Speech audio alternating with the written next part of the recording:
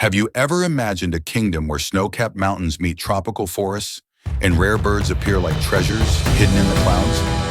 Welcome to Bhutan, the mystical land of the Himalayas, where culture, spirituality, and wildlife live side by side. Most people know Bhutan for its monasteries, prayer flags, and stunning landscapes. But here's the secret. Bhutan is also home to some of the rarest and most extraordinary birds on Earth. And today, we're counting down 15 rare species you won't find anywhere else. From sacred cranes to rainbow-colored hornbills, from vultures tied to ancient rituals to falcons that break the speed limit, Bhutan's skies are full of surprises. Before we take off, don't forget to like this video, subscribe, and tell us in the comments. Which of these 15 birds do you think will amaze you the most? So grab a cup of tea, settle in, and let's start our journey. And what better way to begin than with a bird so huge, so majestic, and so colorful? It's been called the guardian of the forest, the Great Hornbill. Imagine walking through Bhutan's dense subtropical forests and suddenly hearing a deep whoosh, whoosh, whoosh above you. It sounds like a helicopter cutting through the canopy, but it's not a machine. It's the powerful wings of the Great Hornbill. One of the largest hornbills in the world, this bird is a living symbol of the wild heart of Asia. The Great Hornbill is impossible to mistake. With its massive yellow bill, topped by a casque that looks like a golden helmet, it commands attention wherever it goes.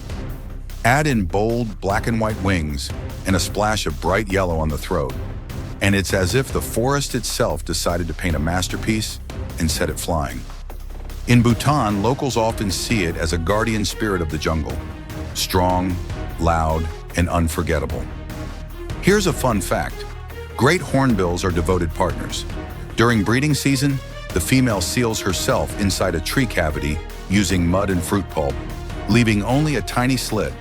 For months, the male delivers food through that slit, fruits, insects, even small animals, until the chicks are ready. Talk about commitment. Now for the twist. Despite their grandeur, great hornbills are vulnerable. Logging and habitat loss have reduced their numbers across Asia. In Bhutan, however, they still find sanctuary in protected forests, reminding us how fragile beauty can be. To see one swooping across the forest is not just a sighting, it's a privilege. Standing nearly 4 feet tall with wings that sound like thunder, the Great Hornbill isn't just a bird, it's an experience. Imagine hiking a forest trail and suddenly a golden-crowned giant bursts overhead. Would you grab your camera or just stand in awe? So here's my question. If you encountered the Great Hornbill in the wild, would you think of it as a bird or as a flying piece of mythology? Share your thoughts in the comments below. And speaking of hornbills, Bhutan is blessed with another rare cousin, smaller, rarer, and even more colorful. Let's meet the Rufous-necked hornbill. If the Great Hornbill is the mighty guardian of Bhutan's forests, then the Rufous-necked hornbill is the hidden jewel. Rarer, shyer, and even more striking, this bird looks like it was painted by an artist who couldn't resist bold colors.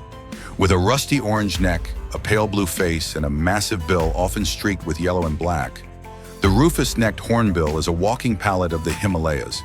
These hornbills live in Bhutan's subtropical and broadleaf forests, often high in the canopy where sunlight filters through like golden curtains.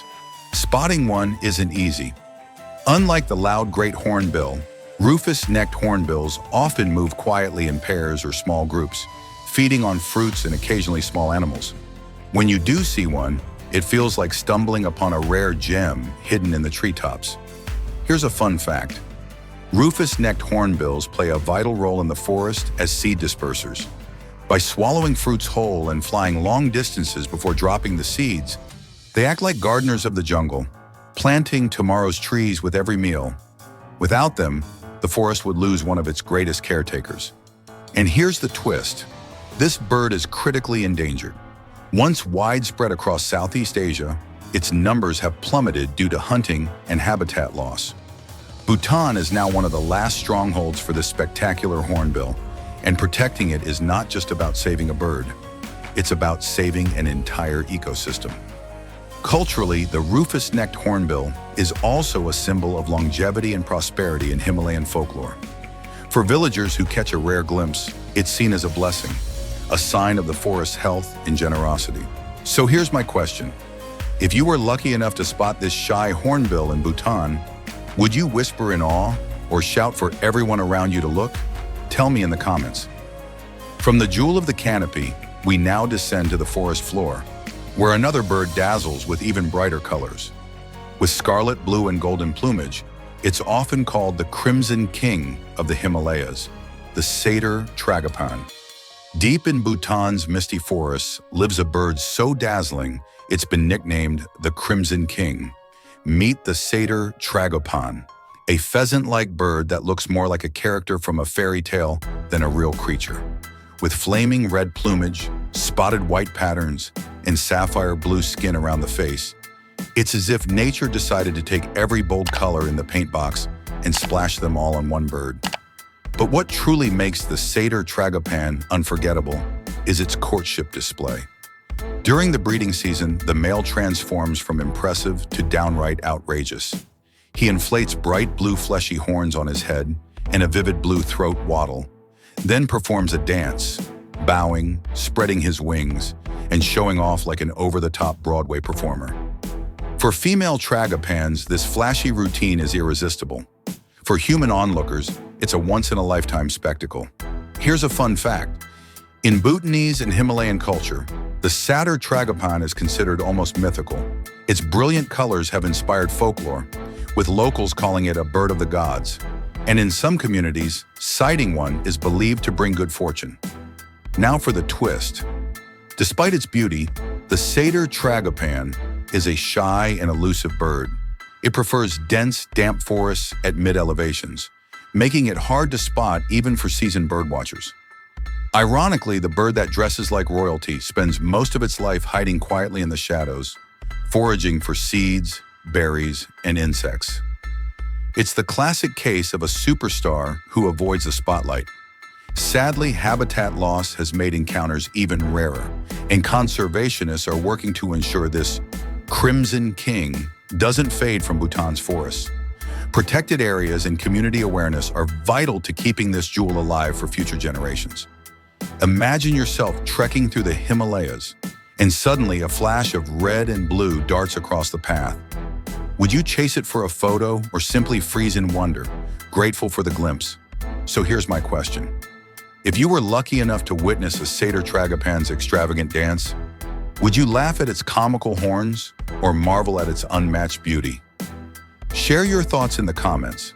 From this flamboyant forest king, let's move to another rare beauty of Bhutan, less flamboyant but no less enchanting. Draped in the shades of red and yellow and found only in the eastern Himalayas, our next bird is the elusive Ward's Trogon. If the Satyr Tragopan is the flamboyant king of Bhutan's forests, then Ward's Trogon is the quiet poet. Rare, delicate, and wrapped in a cloak of beauty, this bird is one of the Himalayas' most prized treasures. With its crimson belly, yellow bill, and deep maroon back, it looks as if it stepped out of an ancient painting. The males wear bold colors, while the females, dressed in softer browns, carry a gentle elegance of their own.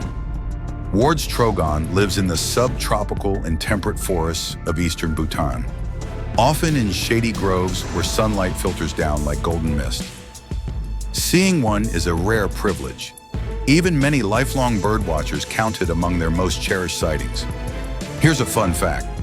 Ward's Trogon was named after English naturalist Francis Ward, but in Bhutan, it's not seen as a bird for collectors or museums. It's seen as a living symbol of the pristine forests that blanket the eastern Himalayas. Its presence is proof that the ecosystem remains intact and healthy. And here's the twist. This bird is extremely rare. Its population is declining due to habitat loss, making Bhutan one of the few safe havens left. Conservationists rank it as near threatened, but for locals it's already priceless. In Bhutanese culture, glimpsing one is sometimes seen as a blessing, a sign that the forest spirits are watching over you. Unlike loud hornbills or cranes, the Ward's Trogon is soft-spoken. Its call is gentle, almost mournful, a series of low coos that echo faintly in the stillness. It's the kind of sound you don't just hear, you feel it deep in your chest, like the forest whispering back to you. So here's my question. If you were walking through a Bhutanese forest and heard that soft, haunting call, would you try to track the bird down or just stand still, letting the mystery remain? Share your thoughts in the comments below. From this gentle poet of the canopy, we now shift to something far more unusual. A small, unassuming bird with an extraordinary talent. It can actually guide people to wild beehives. Let's meet the yellow-rumped honeyguide. From the quiet poet of Bhutan's forests, we turn to a bird that's more of a trickster and a guide rolled into one, the yellow-rumped honeyguide. At first glance, this little bird doesn't look particularly dramatic. It's small, olive brown with a splash of yellow on its rump. But don't be fooled by the modest looks. Its behavior is one of the most fascinating in the bird world. As its name suggests, the honeyguide has a unique habit. It actually leads people to wild beehives. Imagine walking through the forests of Bhutan and suddenly noticing this little bird fluttering ahead of you, calling insistently, and waiting until you follow. Step by step, it guides you straight to a hive. Traditionally, villagers understood the message. Follow the bird, harvest the honey. The bird then benefits too, because once humans break open the hive, the honeyguide swoops in to eat the wax and leftover larvae. It's one of the most remarkable examples of cooperation between humans and wildlife. Here's a fun fact. Most species of honeyguides are found in Africa, but the yellow-rumped honeyguide is the only one found in the Himalayas. That makes Bhutan one of the few places on Earth where you can witness this extraordinary behavior. Now for the twist, this helpful little bird isn't always so generous. Like the coal, it practices brood parasitism. Instead of raising its own chicks, it lays its eggs in the nests of other birds, leaving them to do the hard work. So in one part of its life, it's a helpful guide, and in another, it's a sneaky trickster. Nature clearly loves complexity. In Bhutanese culture, the honeyguide has a special place in folklore, symbolizing both cooperation and cleverness. For villagers, spotting one can be both practical and spiritual, a reminder that the forest has ways of providing for those who pay attention. So here's my question. If you were trekking in Bhutan and a honeyguide appeared, would you follow it into the forest, or would you hesitate, wondering if it was leading you to honey or to trouble? Share your thoughts in the comments. From this small but extraordinary guide, we move to a bird that's sacred, elegant, and beloved across Bhutan. Known as a messenger of peace, it's the majestic black-necked crane. High up in Bhutan's wide valleys where golden fields meet snow-capped mountains, a haunting call echoes across the landscape. Look closer and you'll see the black-necked crane gliding with slow, graceful wingbeats. With its pure white body, velvet black neck and head, and a striking red crown, this crane is more than just a bird. It's a sacred symbol woven into Bhutanese culture. Every winter, these cranes migrate from the Tibetan Plateau to Bhutan's Phobjikha Valley, where locals await them like honored guests. Their arrival isn't just ecological, it's spiritual. In fact, the cranes are so revered that when they circle above the Gangti monastery before landing, monks and villagers consider it a blessing. There's even an annual black-necked crane festival, filled with dances, songs, and prayers celebrating their return. Here's a fun fact. Black-necked cranes are strict vegetarians during winter, feeding mainly on barley, potatoes, and grasses left behind in farm fields. Farmers in Bhutan actually see their presence as a good omen, believing the cranes bring prosperity for the coming year. Now for the twist. These cranes are globally vulnerable, with fewer than 12,000 left in the wild. Outside Bhutan, they often face habitat loss and disturbance. But here, they're protected not only by law, but by deep cultural respect. Few places on Earth offer such harmony between people and wildlife, where conservation is guided as much by faith as by science. Watching a flock of black-necked cranes land in a frosty valley is like watching a scene from another world. Ancient, timeless, almost sacred. Their bugling calls rise and fall like music carried on the wind, echoing the soul of the Himalayas. So here's my question. If you stood in Bhutan's Phobjikha Valley and saw these cranes circling gracefully overhead, would you bow in reverence, cheer with joy, or simply stand speechless in awe? Tell me in the comments. From this sacred winter guest, we move to an even rarer resident of Bhutan's rivers.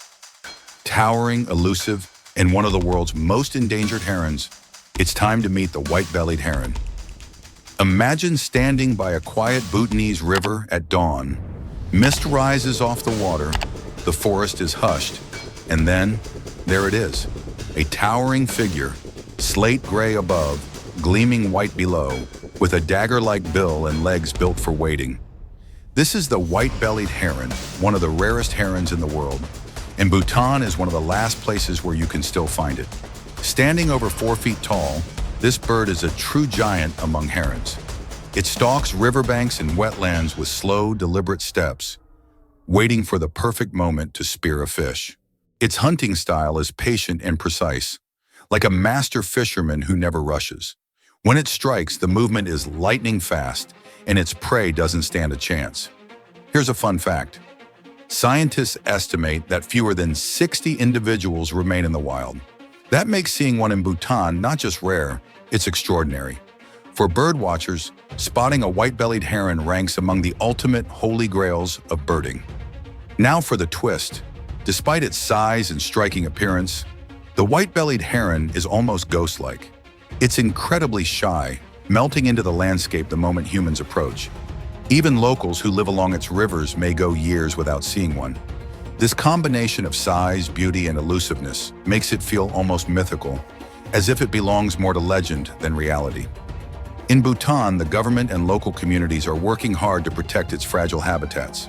Unlike in other countries where the species has nearly vanished, Bhutan offers a sanctuary where conservation and culture align. Every single bird matters, and every sighting carries hope. So here's my question. If you were lucky enough to see a white-bellied heron standing silently by a river, would you try to snap a photo, or would you simply let the moment etch itself into your memory forever? Tell me in the comments. From this ghost of the rivers, we now turn to another tall and powerful water bird. With a glossy black neck and a commanding presence, the black-necked stork is next on our journey. If the white-bellied heron is the shy ghost of Bhutan's rivers, then the black-necked stork is the bold guardian. Towering over wetlands with its long legs and gleaming plumage, this bird looks like it was designed to be noticed. With a shimmering black neck that glows green and purple in the sunlight, stark white wings, and a massive dark bill, its elegance and power rolled into one. In Bhutan, the black-necked stork is often seen along marshes, floodplains, and riverbanks, striding with slow, deliberate steps. Watching one hunt is like watching a patient general commanding the battlefield. It scans the water, then strikes with its oversized bill, grabbing fish, frogs, or even small reptiles. Nothing in its path is truly safe. Here's a fun fact. Despite its imposing presence, the black-necked stork mates for life. Pairs are fiercely loyal, often seen feeding together or tending their nests high in tall trees. Their bond is so strong that locals sometimes see them as symbols of fidelity and harmony. Now for the twist. The black-necked stork is actually far rarer than many people realize. Its population has declined across much of Asia due to wetland loss and disturbance. Bhutan remains one of the few strongholds where these giants can still stride freely through their natural habitats. Spotting one here isn't just a thrill, it's a sign that the wetlands are still alive and healthy. Their size is unforgettable. Standing up to 5 feet tall, with wings spanning over 7 feet, they look almost prehistoric when they take flight. Imagine hiking through Bhutan's countryside and suddenly seeing one of these giants soaring overhead. It's a scene that can stop you in your tracks. So here's my question. If you saw a black-necked stork standing proud in a Bhutanese wetland, would you see it as intimidating, majestic, or maybe a little bit of both? Share your thoughts in the comments. From this giant of the marshes, we now turn to a bird that couldn't be more different. Small, secretive, and critically endangered. Next up, the rare and mysterious Baer's Pochard. From the towering black-necked stork, we now turn to something much smaller, but far more mysterious. Meet the Baer's Pochard, a diving duck so rare that spotting one in Bhutan is like finding a hidden gem. With its chestnut brown head, dark green back, and bright white belly, it's a bird of striking contrast. But the truth is, most people will never see one in their lifetime. The Baer's Pochard is critically endangered, with fewer than 1,000 thought to remain in the wild. Once widespread across Asia, its numbers have crashed due to habitat loss, hunting, and disturbance of wetlands. Today, Bhutan offers a fragile refuge for this elusive duck, making every sighting both thrilling and bittersweet. Here's a fun fact. Unlike many ducks that dabble at the water's surface, Baer's pochards are expert divers. They plunge deep to feed on aquatic plants, insects, and mollusks. Watching them vanish below the surface and pop back up a few seconds later is like watching feathered submarines at work. Now for the twist. Because they're so rare, conservationists treat every individual bird like royalty. In fact, researchers sometimes monitor flocks with binoculars for hours, hoping to catch just a glimpse of a Baer's Pochard among more common ducks. That's how precious each one has become. For birdwatchers, it's not just a tick on a checklist, it's the story of a lifetime. In Bhutan, the presence of Baer's Pochard is a symbol of hope. It shows that the country's wetlands, though limited, still provide safe harbor for species that are disappearing elsewhere. For locals, even if the bird isn't well known, its survival reflects Bhutan's unique commitment to protecting nature. Imagine you're standing by a quiet lake in Bhutan, binoculars in hand, and suddenly a small group of ducks comes into view. Among them, one shines differently, the Baer's Pochard. Would your first instinct be to take 100 photos, or just sit quietly, realizing you're witnessing one of the rarest sights in the bird world? So here's my question. If you had the chance to see a Baer's Pochard in the wild, would you treasure the moment for yourself or share it with the world? Let me know in the comments. From this elusive diver, we move to another duck, less rare, but no less beautiful, with rich chestnut tones that warm the waters of Bhutan. Let's meet the Ferruginous duck. After the mystery of the Baer's Pochard, we meet another diver that graces Bhutan's lakes and wetlands, the Ferruginous duck. Smaller, more common, and far less famous than its critically endangered cousin, this little bird still carries a quiet charm. With deep chestnut plumage that glows like polished mahogany and bright white underparts, it's a warm splash of color against the silver waters of Bhutan. The Ferruginous duck isn't showy, but it has a certain elegance. Males in breeding plumage shine with rich reddish-brown heads and glowing golden eyes, while females wear softer browns that blend seamlessly with reeds. Together, they glide quietly across ponds and lakes, often diving in unison.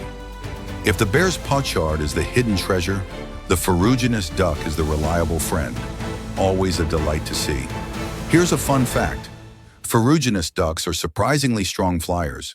They migrate long distances at night, often traveling in small groups. Birdwatchers sometimes wake up to find that their local lake has suddenly filled with these chestnut beauties, as if they appeared overnight by magic. Now for the twist. While the Ferruginous duck isn't as critically endangered as the Baer's Pochard, its population has still been shrinking across much of its range due to wetland destruction. In Bhutan, where wetlands remain relatively undisturbed, the bird finds safe refuge. This makes Bhutan an important part of its global survival story. Watching them feed is both peaceful and mesmerizing. They dive smoothly, disappearing beneath the water with barely a ripple, and then reappear seconds later, often with plant stems dangling from their bills. It's a quiet performance, but one that adds life and movement to Bhutan's wetlands. So here's my question. If you were sitting by a lake in Bhutan and saw a group of Ferruginous ducks gliding across the water, would you take it as a calming meditation moment or jump for your camera to capture their glow in the sunlight? Tell me in the comments below. From these chestnut divers of the lakes, we now move to a bird of the mudflats and coasts, famous for its haunting call and elegant curved bill, the Eurasian curlew. Walk along Bhutan's riverbanks or high-altitude wetlands, and you may hear it before you see it, a long, mournful whistle that echoes across the water. Then out of the reeds, a tall, slender bird steps forward with the most distinctive feature of all, a long, downward curving bill. This is the Eurasian curlew, one of the most elegant shorebirds in the world. And in Bhutan, it feels right at home. That extraordinary bill isn't just for show. It's a finely tuned tool, perfect for probing deep into mud and soft soil to pull out worms, crustaceans, and insects that other birds can't reach.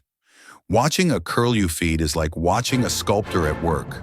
Slow, deliberate, and graceful. Here's a fun fact. The Eurasian curlew has one of the longest bills of any wader in the world.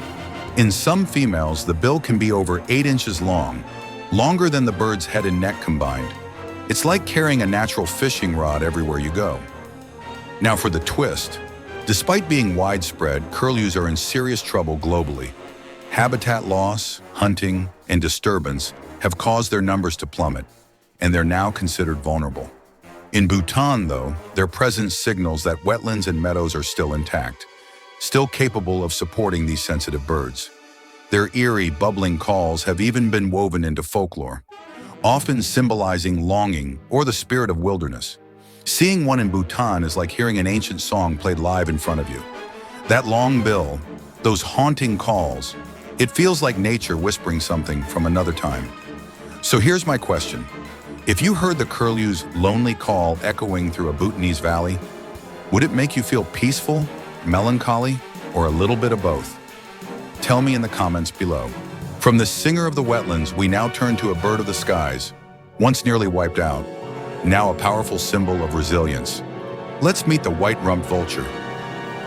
Look up into the Bhutanese sky, and you might see a dark shape circling effortlessly on rising thermals. Its wings stretch wide, its flight looks almost lazy, but this is no ordinary bird. It's the white-rumped vulture, once one of the most common vultures in South Asia, now one of the rarest. The white-rumped vulture is large and imposing, with a stark contrast of blackish-brown body feathers and a bright white patch at the base of its back, the rump that gives it its name. These birds are scavengers, cleaning up the landscape by feeding on carcasses. It may sound grim, but their role is absolutely essential. Without vultures, ecosystems quickly become overrun with disease and decay. Here's a fun fact. Vultures have stomach acid so strong it can destroy deadly bacteria like anthrax or botulism. In a way, they're nature's sanitation workers, keeping the environment safe for everyone else. Now for the twist. Not long ago, the white-rumped vulture's population collapsed by more than 90%, almost overnight. The culprit? A veterinary drug called diclofenac, used on livestock, which turned out to be lethal to vultures that fed on treated carcasses. What was once the most common raptor in South Asia suddenly became critically endangered. In Bhutan, however, these vultures still soar above valleys and cliffs, offering hope. Their survival here isn't just about biology, it's cultural too.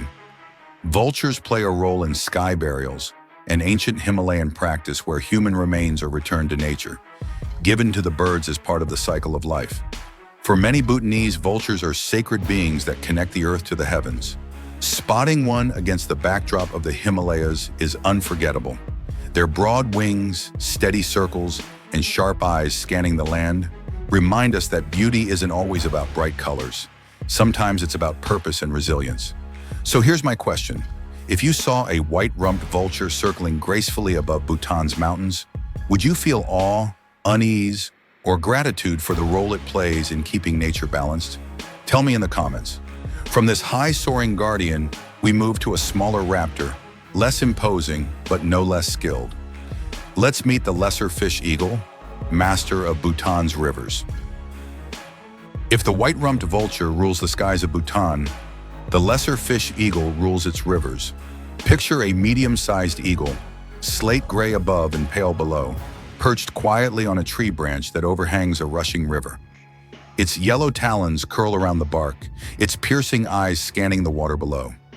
In that still moment, it's a statue of patience. Then, splash! It dives feet first, rising again with a fish gripped tightly in its claws. The lesser fish eagle may not be as famous as the mighty osprey, but it's every bit as skilled when it comes to catching fish. Its diet is almost entirely aquatic: trout, catfish, and whatever else swims too close to the surface. Unlike some raptors that soar high and hunt from the clouds, this eagle prefers to stay low, hugging rivers and streams, striking with quiet precision. Here's a fun fact. The lesser fish eagle has bare legs without feathers, unlike many other eagles. This adaptation makes it easier to snatch slippery fish without carrying half the river back to its nest. Practical, right? Now for the twist. Despite its impressive skills, the lesser fish eagle is surprisingly scarce. Its dependence on clean rivers and undisturbed forests makes it vulnerable to human disturbance. Across much of Asia, it's disappearing, but Bhutan's pristine rivers still provide a safe home. For conservationists, the bird is more than just a predator. It's an indicator of river health. If the fish eagle is thriving, the ecosystem is thriving too. Seeing one is a special experience. Unlike vultures circling high or falcons speeding overhead, this eagle works close to the ground, almost within reach. It feels more intimate, as if you're peeking into its private hunting world. So here's my question. If you were sitting quietly on a riverbank in Bhutan and suddenly saw a lesser fish eagle plunge into the water, would you cheer like you'd just seen a magic trick, or keep silent, afraid to disturb its moment of mastery? Tell me in the comments. From this river hunter, we turn to a bird of the open grasslands and skies. Sleek, graceful, and a master of low, floating flight. It's time to meet the Pallid Harrier. Out on the open fields and grasslands of Bhutan, a shadow glides silently just above the ground. Sleek, pale, and graceful, it moves with the elegance of a dancer, but the precision of a hunter. This is the Pallid Harrier, one of the most beautiful raptors to sweep across the Himalayas. The male Pallid Harrier is striking, pale gray with black wingtips, almost ghost-like as it floats low over meadows. Females are streaked brown, blending into the grasses, but no less skilled at the hunt. Their flight is buoyant, light, almost effortless. Watching one quarter a field for prey is like watching a silk ribbon unravel in the wind.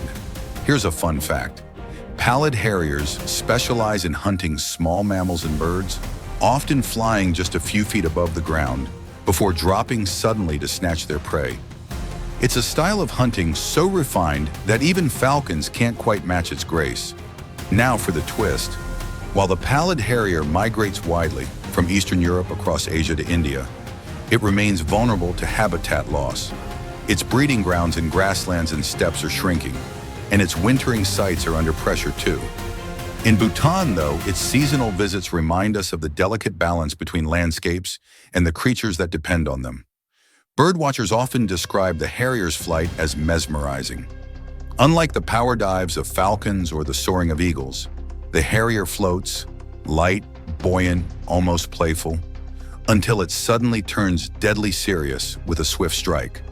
Its beauty and danger wrapped in one. Imagine standing in a wide Bhutanese valley, watching the harrier skim the grasses in silence. Would you see it as a ghost, a dancer, or a hunter in disguise? So here's my question. If you saw a Pallid Harrier sweeping low across a meadow, would you grab your binoculars to follow every graceful turn, or simply hold your breath, afraid to break the spell? Tell me in the comments. From this elegant sky dancer, we move to our grand finale, a bird known across the world, the fastest creature alive, and a raptor whose dive shatters speed records. Let's end with the Eurasian Peregrine Falcon. We've saved the fastest for last. High above Bhutan's cliffs and valleys, a dark silhouette cuts through the sky with astonishing speed. Suddenly, it tucks its wings and plunges downward like a missile. This is the Eurasian Peregrine Falcon, the fastest animal on Earth. In a hunting dive called a stoop, it can reach over 200 miles per hour. That's faster than a Formula One car. The peregrine is a medium-sized falcon, slate gray above, barred white below, with a sharp black mustache mark on its face. In Bhutan, it perches on rocky cliffs and high ridges, using its extraordinary vision to scan for prey. When it spots a pigeon, duck, or even another bird of prey, it launches into its legendary dive. The impact is so powerful that the victim often never knows what hit it. Here's a fun fact. Peregrines' eyesight is so sharp, they can spot prey from more than 2 miles away. That's like you reading the fine print of a newspaper from across a football field. Their eyes are specially adapted with a bony ridge that acts like built-in sunglasses, helping them track targets at blinding speed. Now for the twist. Peregrine falcons were once pushed to the brink of extinction in many parts of the world due to pesticides like DDT. Populations crashed, and for a while it seemed the speed demon might disappear forever. But conservation efforts brought them back, and today they're thriving again in many regions, including the Himalayas. In Bhutan, seeing a peregrine stoop against the backdrop of snow peaks is nothing short of breathtaking. The peregrine is more than a bird. It's a symbol of resilience and raw power. Imagine standing in Bhutan's valleys, hearing the rush of wind as one dives past you at impossible speed. Would your heart race with excitement or freeze in awe? So here's my question. If you could witness the fastest bird on the planet strike in real time, would you film it, or would you just savor the split-second miracle? Share your thoughts in the comments. And with that, we close our journey. 15 rare and remarkable birds that make Bhutan's skies, rivers, and forests some of the most magical on Earth. And there you have it, 15 rare and extraordinary birds found in Bhutan. From the mighty Great Hornbill flapping like a helicopter over the forests, to the sacred black-necked crane dancing in the valleys, to the lightning-fast Peregrine Falcon striking from the skies. Each bird tells a story about this magical kingdom in the Himalayas. Bhutan is often called the land of the thunder dragon, known for its monasteries, prayer flags, and untouched landscapes. But as we've seen today, it's also a sanctuary for some of the rarest and most beautiful birds on Earth. Protecting them means protecting the spirit of Bhutan itself, where people, culture, and wildlife are deeply intertwined. If you enjoyed this journey, please give this video a thumbs up, hit that subscribe button, and share it with someone who loves nature as much as you do. And most importantly, tell us in the comments, which of these 15 birds amazed you the most? Was it the flamboyant Satyr Tragopan, the ghostly white-bellied heron, or the record-breaking Peregrine Falcon? Thank you for joining us on this adventure. Until next time, keep exploring, keep listening, and never stop being amazed by the wild wonders of our world.